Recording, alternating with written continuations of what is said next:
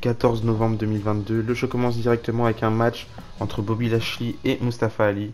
Je trouve que la WWE mise sur la mauvaise personne à ce moment-là parce que Bobby Lashley remporte le match assez facilement et je trouve ça assez dommage parce que Bobby Lashley il a fait son temps, il commence à se faire vieux, il a tout fait à la WWE, il est devenu champion du monde, champion SCW, il a quasi tout fait et au lieu de l'utiliser pour pêcher de nouvelles superstars, il fait un petit peu le contraire.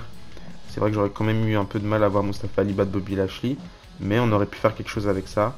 Donc je trouve ça assez dommage. En plus, on voit que la WWE aime bien Bobby Lashley, qui veulent le pusher parce qu'il fait tout ce qui est possible depuis ces 2 dernières années. Donc juste un petit peu dommage, mais bon voilà. Juste après ça, on retrouve en backstage Z aussi avec Mia Yim. On a AJ Styles qui annonce officiellement qu'il challenge Finn Balor dans un match 1 contre 1 à Survivor Series. D'ailleurs, le match va être officialisé juste après. Donc on aura un rematch de AJ Styles contre Finn Balor de TLC 2017. C'était un match incroyable. Donc j'ai hâte de voir ça. La situation a un petit peu changé. Je crois qu'à TLC 2017, ils étaient tous les deux face. En plus, on avait Finn Balor en démon. Là, c'est un peu différent. On a Finn Balor qui est plutôt heel et AJ Styles plutôt face. Donc j'ai hâte de voir ça et ça rajoute un peu de hype pour la carte de Survivor Series. Entre temps, on a Mia Yim face à Tamina. Premier match de Mia Yim depuis son retour à la WWE. Le match n'était pas très long si je me rappelle bien. Victoire de Mia Yim sans surprise. Je pense pas qu'on aurait eu une victoire de Tamina. Donc victoire de Mia Yim, j'ai hâte de voir ce qu'on peut faire par la suite avec elle. On va en savoir un petit peu plus pendant l'épisode d'Euro. Mais sur le long terme, j'ai hâte de voir ça.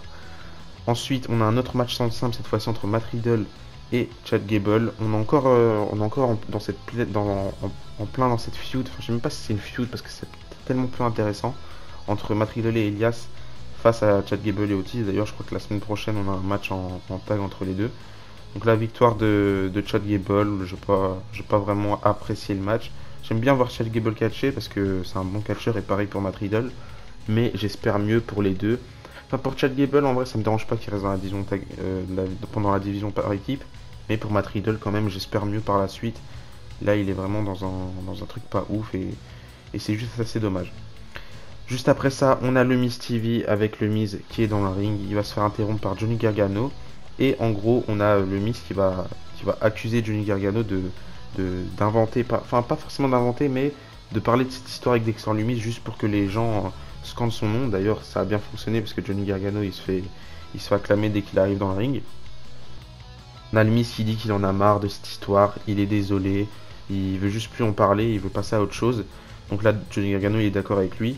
Il nous dit qu'il a discuté avec les officiels d'Euro et que, les officiels de la WWE, et qu'ils ont organisé un match dans 2 semaines, du coup, à Raw entre Dexter Lumis et le Miz. Si Dexter Lumis remporte le match, le Miz devra payer Dexter Lumis et le Miz aura un contrat officiellement à la WWE. Donc voilà, il y a le Miz qui dit à ce moment-là que ce sera la dernière erreur de la part de Dexter Lumis. Là, on a Johnny Gargano qui dit à le Miz de dire ça à Dexter Lumis directement parce que Dexter Lumis depuis le début c'est le caméraman. Du coup là on voit Dexter Lumis en caméraman et le Miz il prend la fuite. C'est assez marrant mais encore une fois comme je vous l'ai dit je préfère passer à autre chose avec cette histoire. J'ai envie de voir du concret pour Johnny Gargano. D'ailleurs j'espère qu'il aura sa place dans le World Games match masculin maintenant que Kevin Owens est blessé. Mais je sais pas, je suis vraiment pas sûr. On verra bien.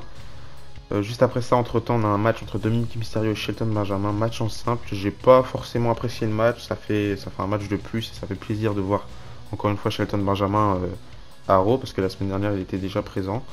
Ça fait plaisir de le revoir, victoire de Dominic Mysterio. Là, je trouve que le choix est bien fait parce que pareil, Shelton Benjamin il a fait son temps, même s'il il a accompli moins de choses à WWE que Bobby Lashley. Il a quand même fait son temps et c'est le temps de. Actuellement, c'est le moment de faire quelque chose avec Dominic Mysterio. Donc, victoire méritée, je trouve personnellement, de Dominic Mysterio. Ensuite, on retrouve Austin Theory en backstage. Et là, il va nous claquer une promo de malade juste après son cash-in totalement raté la semaine dernière. J'étais un petit peu dégoûté, je vous avais fait part de mon ressenti par rapport à ça. Donc là, on a Austin Theory qui va s'exprimer par rapport à son cash-in. Il dit qu'il a essayé de faire les choses bien, qu'il est conscient que depuis le début que tout le monde voit Austin Theory comme le futur, que tout le monde dit qu'il est fait pour ce sport, qu'il est fait pour le catch, qu'il a tout pour réussir dans le catch, mais qu'il a essayé de tout faire pour réussir, qu'il a essayé de cash-in, mais Brock Lesnar, Tyson Fury, il en a empêché, donc il s'est dit qu'il allait cash-in sur Seth Rollins, mais à ce moment-là, Bobby Lashley en a empêché, donc tout est contre lui, et il veut se rattraper de tout ça. On dirait pas qu'il est vraiment face dans ce qu'il raconte, on a juste une nouvelle facette d'Austin Theory, peut-être la meilleure facette d'Austin Theory depuis ses débuts dans le main roster. C'est plus le Theory ridicule comme je vous avais parlé, où je me disais que ça va être difficile de le rendre crédible. Ben là, je trouve qu'il se rattrape bien et je trouve que la BBU a bien fait les choses, même si j'aurais préféré qu'il reste Mr. Money in the Bank. Après, la situation est assez difficile, on a un champion qui est imbattable, donc cash-in sur lui, c'est assez difficile. Et du coup, voilà, on a Dolph Ziggler qui va l'interrompre. Dolph Ziggler, il va dire qu'il avait prévenu Austin Theory.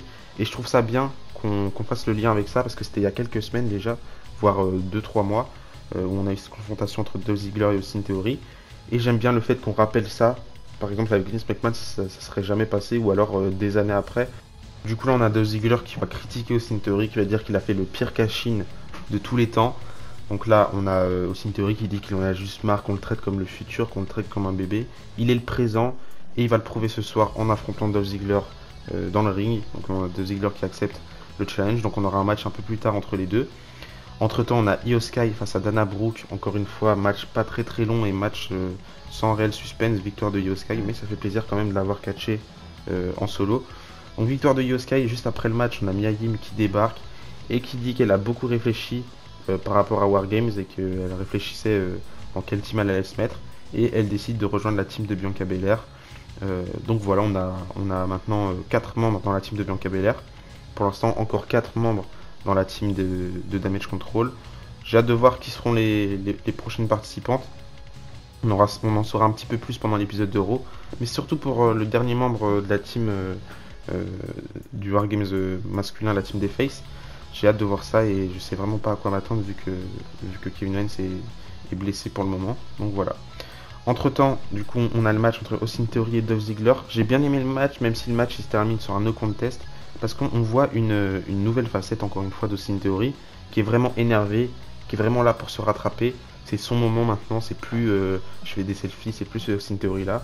C'est un Austin Theory assez changé, il va attaquer Dolph Ziggler, il va faire sa fête à Dolph Ziggler.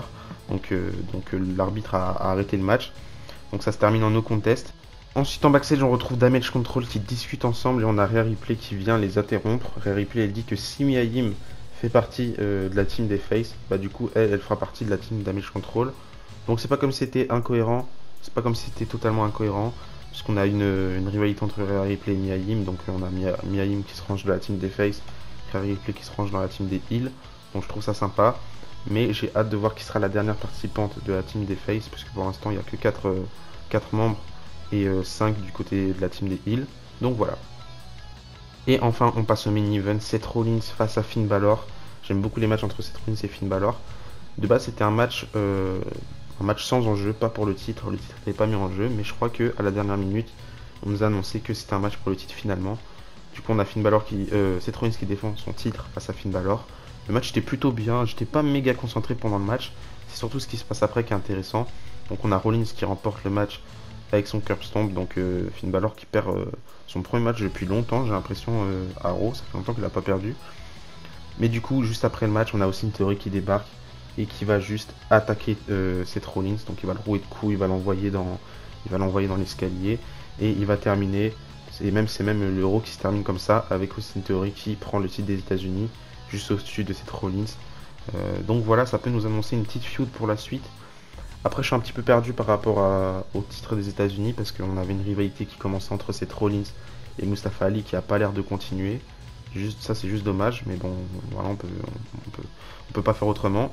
On avait aussi Bobby Lashley qui s'était rajouté dans le truc, mais Bobby Lashley, à ce qui paraît, il veut juste attaquer tout le monde, il s'en fout. Et maintenant, on a aussi une théorie qui vient se rajouter, donc pourquoi pas un Fatal 4-Way à Survivor Series. Je pense pas que ça va arriver, moi je pense juste que la WWE va abandonner le projet avec Mustafa Ali et qu'ils veulent juste relancer une rivalité entre Austin Theory et Seth Rollins. Après, s'ils lancent une feud entre les deux, ce serait bizarre de voir Seth Rollins perdre déjà, mais ce serait pas... ce serait aussi bizarre de voir Austin Theory perdre parce que vu comment ils essaient de le reconstruire, et j'aime beaucoup comment ils essaient de le reconstruire, c'était vraiment le raw de Austin Theory cette semaine. Donc voilà. Donnez-moi votre avis par rapport à ce show dans les commentaires. Moi je trouve que le show était plutôt bien, peut-être mieux que la semaine dernière. On a eu beaucoup de réponses par rapport à la carte de Survivor Series et la construction continue. C'est déjà dans 2 semaines je crois Survivor Series. On s'approche très rapidement de la fin de l'année du Royal Rumble. Donc voilà. D'ici là, je vous dis à la prochaine et n'oubliez pas, tant qu'il y a du catch et espoir. Bisous bisous.